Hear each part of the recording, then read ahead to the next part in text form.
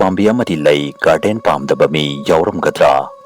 ꯁꯥꯔꯕ ꯅꯨꯡꯁꯥꯒꯤ ꯃꯇꯝꯗ ꯎꯄꯥꯝꯕꯤ ꯑꯃꯒꯤ ꯃꯈꯥꯗ ꯐꯝꯕ ꯑꯃꯗꯤ ꯅꯣꯡꯖꯨꯊꯥꯒꯤ ꯃꯇꯝꯗ ꯎꯄꯥꯝꯕꯤ ꯑꯗꯨꯒꯤ ꯃꯅꯥꯗꯒꯤ ꯇꯥꯔꯛꯂꯤꯕ ꯏꯁꯤꯡ ꯃꯔꯤꯛ ꯑꯗꯨꯅ ꯃꯥꯏꯗ ꯇꯥꯔꯛꯄꯗ ꯐꯥꯎꯔꯤꯕ ꯅꯨꯡꯉꯥꯏꯕ ꯑꯗꯨꯗꯤ ꯀꯔꯤ ꯍꯥꯏꯔꯨꯅꯤ?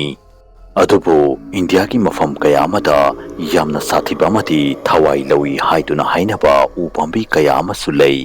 ꯃꯔꯝꯗꯤ ꯅꯨꯡꯗꯥꯡꯒꯤ ꯃꯇꯝꯗ ꯎꯄꯥꯝꯕꯤ ꯑꯗꯨꯒꯤ ꯃꯈꯥ ꯑꯗꯨꯗ ꯚꯨꯠ ꯂꯩ ꯍꯥꯏꯗꯨꯅ ꯍꯥꯏꯅꯩ꯫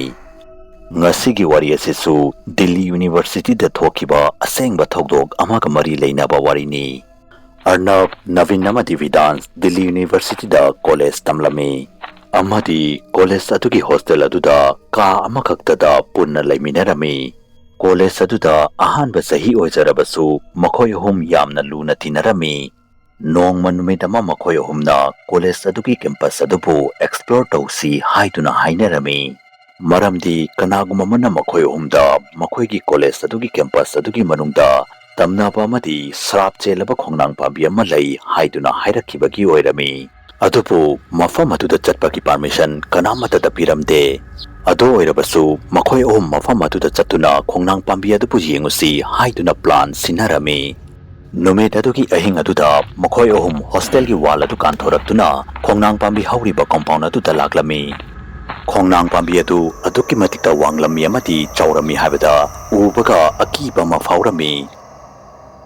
ꯈꯣꯡꯅꯥꯡ ꯄꯥꯝꯕꯤ ꯑꯗꯨꯒꯤ ꯃꯅꯥꯁꯤꯡ ꯑꯗꯨ ꯇꯪꯈꯥꯏ ꯑꯃ ꯀꯪꯂꯝꯃꯤ ꯑꯃꯗꯤ ꯇꯪꯈꯥꯏ ꯑꯃꯗꯤ ꯂꯣꯏꯅ ꯄꯠꯇꯨꯅ ꯄꯨꯝꯂꯝꯃꯤ꯫ ꯈꯣꯡꯅꯥꯡ ꯄꯥꯝꯕꯤ ꯑꯗꯨꯗ ꯐꯤ ꯃꯇꯠ ꯀꯌꯥ ꯑꯃꯁꯨ ꯌꯥꯜꯂꯝꯃꯤ ꯑꯃꯗꯤ ꯂꯪ ꯀꯌꯥ ꯑꯃꯁꯨ ꯀꯤꯁꯤꯟꯗꯨꯅ ꯂꯩꯔꯝꯃꯤ꯫ ꯚꯤꯗꯥꯟꯁꯅ ꯑꯔꯅꯕ ꯑꯃꯗꯤ ꯅꯕꯤꯟꯗ ꯐꯥꯒꯤ ꯇꯧꯔꯗꯨꯅ ꯀꯔꯤꯒꯨꯝꯕ ꯃꯈꯣꯏ ꯑꯅꯤꯅ ꯈꯣꯡꯅꯥꯡ ꯄꯥꯝꯕꯤ ꯑꯗꯨꯒꯤ ꯃꯅꯥꯛꯇ ꯆꯪꯗꯨꯅ ꯐꯤ ꯃꯇꯠ ꯑꯃ ꯄꯨꯔꯛꯄ ꯉꯝꯂꯕꯗꯤ ꯂꯨꯄꯥ 2,000 ꯄꯤꯒꯅꯤ ꯍꯥꯏꯗꯨꯅ ꯍꯥꯏꯔꯝꯃꯤ꯫ ꯍꯥꯟꯅꯗꯒꯤ ꯈꯔꯒ ꯀꯤꯗꯨꯅ ꯂꯩꯖꯔꯝꯕ ꯅꯕꯤꯟꯗꯤ ꯃꯍꯥꯛ ꯉꯝꯂꯣꯏ ꯍꯥꯏꯗꯨꯅ ꯍꯥꯏꯖꯔꯝꯃꯤ꯫ ꯑꯗꯨꯕꯨ ꯑꯔꯅꯕꯇꯤ ꯀꯔꯤꯃꯠꯇ ꯍꯥꯏꯔꯝꯗꯅ ꯈꯣꯡꯅꯥꯡ ꯄꯥꯝꯕꯤ ꯑꯗꯨ ꯇꯝꯅ ꯆꯠꯈꯤ꯫ ꯃꯗꯨ ꯎꯕꯗ ꯅꯕꯤꯟꯅ ꯑꯔꯅꯕꯄꯨ ꯈꯥꯝꯂꯝꯃꯤ ꯑꯃꯗꯤ ꯈꯣꯡꯅꯥꯡ ꯄꯥꯝꯕꯤ ꯑꯗꯨꯒꯤ ꯋꯥꯔꯤ ꯑꯗꯨ ꯂꯤꯔꯛꯂꯝꯃꯤ꯫ ꯅꯕꯤꯟꯅ ꯉꯁꯤꯗꯒꯤ ꯆꯍꯤ ꯈꯔꯒꯤ ꯃꯃꯥꯡꯗ ꯅꯨꯄꯥ ꯑꯃꯅ ꯃꯍꯥꯛꯀ ꯅꯨꯡꯁꯤꯅꯖꯕ ꯅꯨꯄꯤ ꯑꯗꯨꯕꯨ ꯍꯥꯠꯇꯣꯛꯂꯒ ꯈꯣꯡꯅꯥꯡ ꯄꯥꯝꯕꯤ ꯑꯗꯨꯒꯤ ꯃꯈꯣꯡꯗ ꯐꯨꯝꯖꯤꯟꯈꯤ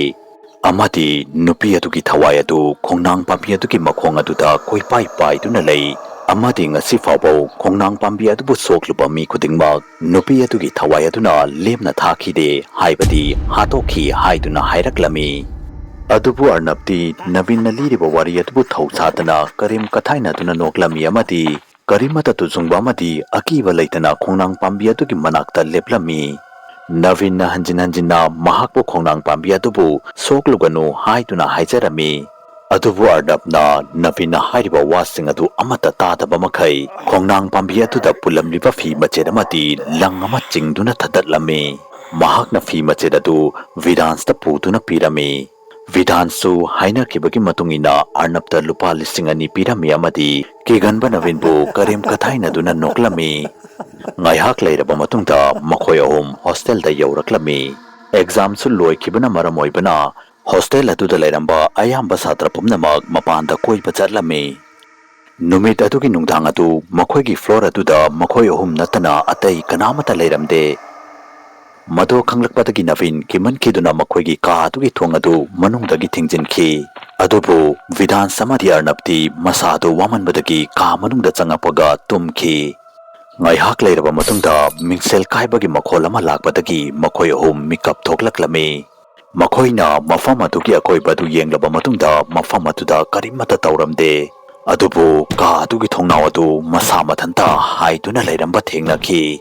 ꯑꯔꯅꯕ ꯈꯨꯗꯛꯇ ꯍꯧꯒꯠꯂꯛꯇꯨꯅ ꯀꯤꯅ ꯀꯤꯅ ꯊꯣꯡꯅꯥꯎ ꯑꯗꯨꯒꯤ ꯃꯅꯥꯛꯇ ꯆꯪꯈꯤ ꯑꯃꯗꯤ ꯊꯣꯡꯅꯥꯎ ꯑꯗꯨꯕꯨ ꯊꯤꯡꯖꯤꯟꯈꯤ꯫ ꯑꯗꯨꯕꯨ ꯚꯤꯗꯥꯟꯁ ꯑꯃꯗꯤ ꯅꯕꯤꯟꯅ ꯊꯧꯗꯣꯛ ꯑꯁꯤ ꯏꯔꯥꯏ ꯂꯥꯏꯅ ꯂꯧꯔꯝꯗꯦ꯫ ꯃꯔꯝꯗꯤ ꯍꯤꯔꯝ ꯄꯨꯝꯅꯃꯛꯇ ꯐꯥꯒꯤ ꯇꯧꯔꯝꯕ ꯑꯔꯅꯕ ꯍꯟꯗꯛꯀꯤ ꯃꯇꯥꯡ ꯑꯁꯤꯗꯗꯤ ꯇꯨꯃꯤꯟꯅ ꯂꯩꯔꯝꯃꯤ꯫ ꯊꯣꯡꯅꯥꯎ ꯑꯗꯨ ꯊꯤꯡꯖꯤꯜꯂꯝꯂꯒ ꯑꯔꯅꯕꯅ ꯐꯃꯨꯡꯗ ꯆꯪꯂꯛꯄꯒ ꯊꯣꯡꯅꯥꯎ ꯑꯗꯨ ꯑꯃꯨꯛꯀ ꯃꯁꯥ ꯃꯊꯟꯇ ꯍꯥꯡꯗꯣꯔꯛꯂꯝꯃꯤ꯫ ꯊꯣꯡꯅꯥꯎ ꯑꯗꯨꯅ ꯍꯥꯡꯗꯣꯔꯛꯄꯒ ꯑꯔꯅꯕ ꯀꯟꯅ ꯀꯟꯅ ꯂꯥꯎꯕ ꯍꯧꯔꯛꯂꯝꯃꯤ ꯑꯃꯗꯤ ꯊꯣꯡꯅꯥꯎ ꯑꯁꯤ ꯌꯥꯝꯅ ꯁꯥꯊꯤꯕ ꯑꯃꯗꯤ ꯑꯀꯤꯕ ꯍꯤꯡꯆꯥꯕꯤ ꯑꯃꯅ ꯍꯥꯡꯗꯣꯛꯄꯅꯤ ꯍꯥꯏꯗꯨꯅ ꯍꯥꯏꯔꯛꯂꯝꯃꯤ꯫ ꯍꯤꯡꯆꯥꯕꯤ ꯑꯗꯨꯒꯤ ꯃꯁꯝ ꯑꯗꯨ ꯏꯐꯥ ꯐꯥꯔꯝꯃꯤ ꯑꯃꯗꯤ ꯃꯍꯥꯛꯀꯤ ꯍꯛꯆꯥꯡ ꯑꯗꯨꯗ ꯁꯣꯛꯄꯒꯤ ꯗꯥꯛꯐꯝ ꯃꯌꯥꯝ ꯑꯃꯁꯨ ꯇꯥꯔꯝꯃꯤ꯫ ꯍꯤꯡꯆꯥꯕꯤ ꯑꯗꯨ ꯍꯧꯖꯤꯛ ꯃꯈꯣꯏꯒꯤ ꯀꯥ ꯑꯗꯨꯒꯤ ꯊꯣꯡꯅꯥꯎ ꯑꯗꯨꯒꯤ ꯃꯄꯥꯟꯗ ꯂꯦꯞꯇꯨꯅ ꯂꯩꯔꯝꯃꯤ amadi arnabna hingsabi aduna mangonda lemna tharoi haiduna hairaklami Vidan samadi Navin confirm ama khanglamde maramdi makhoi anina thongnaw adugi mapanda kanamata leiba uramde makhoi anina arnapu themnanaba yamna kanna honarami adubu arnabdi makhoi anida mahakpu hingsabi adudagi kanbiu haiduna yamna kanna haijarami tawfam khangdabadagi Vidans famlambadagi haugatki amadi thongnaw adubu thingjanki amadi arnapu uchinna chinna themtuna tumhanki Mathangi namit nongalaba matungda makhoina tum hawgalakpa matamda Arnab mahaki favung aduda leiba uramde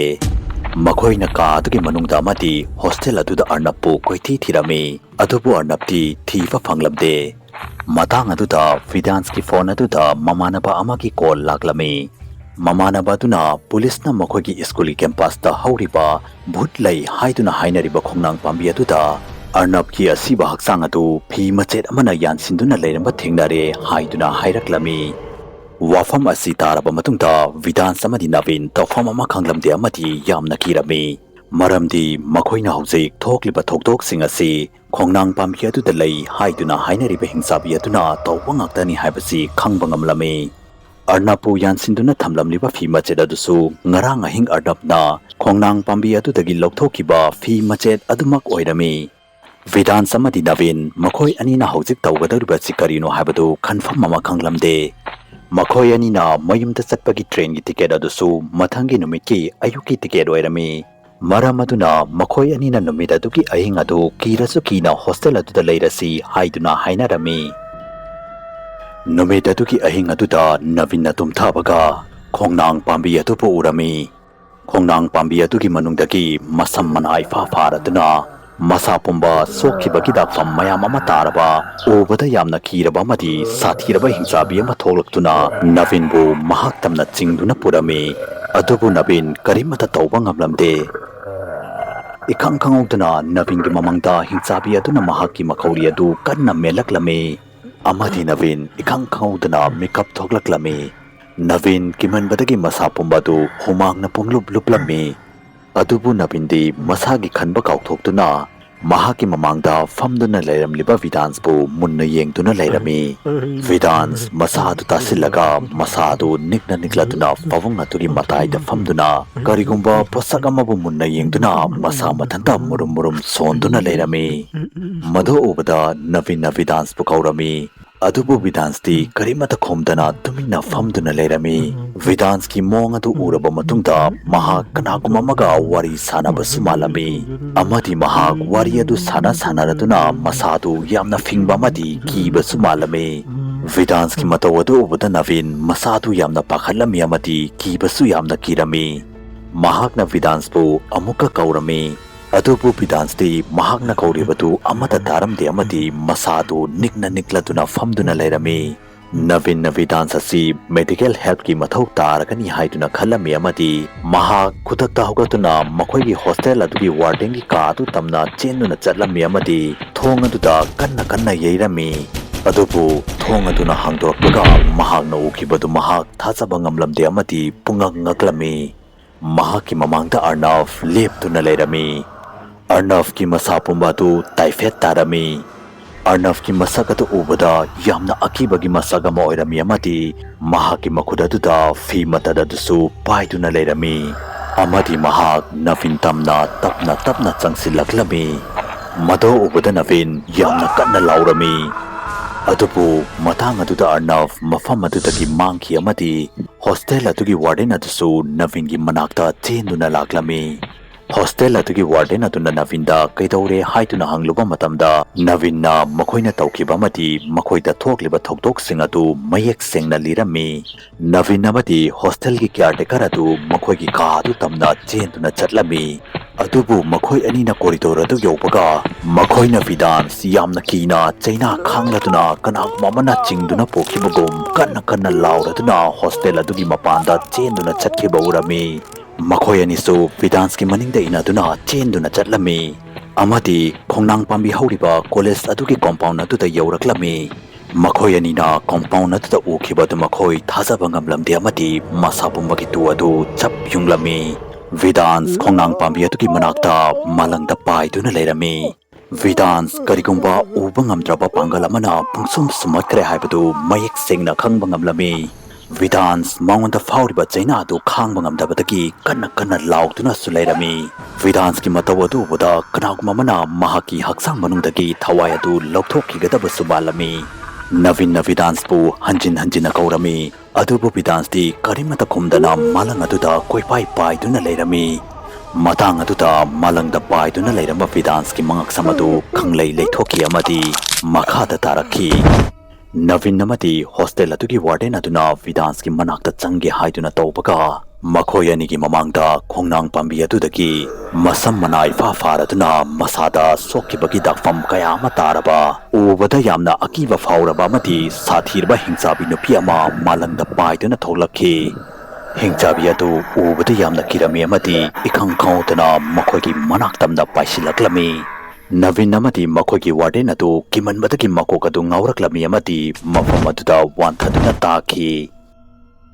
Mathangi numit makhoi anina mamit pangthorakpada makhoina Khongnang Pambi aduda Vidans ki thawai yaudrba hakchang adu Khongnang Pambi aduda arnapna yanduna leiramba dugum yanduna leiramba thengnaki. Pawasi khudakta college pumbada sandoklami amadi Khongnang Pambi hauriba compound adubu wall khajinduna matam chuppagi oina thingjinki. Navin na Khongnang Pambi adubu yamna luna khanjakhibana maram oibana hingsabi nupi aduna mangonda karimata tawkhidaba oirambasu yai. Ngasisu Khongnang Pambi adu hauriba college adugi compound adugi manaktagi kanamatana samduna chatnate maramdi kanana khangi hingsabi nupi adu ognarurabadi karam tawgani. Mayam warriors-gi maramda kari khali commenta soidana haibiramu. Facebook ta Manipuri horror story gi Facebook page fu follow tawbiramu. Loinana karigumba warriors fu mayamna pambi targadi channel asibu subscribe tawbiramu amadi video asibu like and share amamta tawbiramu. Mathangi video da amuk unarasi habsiga loinana yangkopam loyangan bana mayam pumnamakpu kainabagi yathang nizari.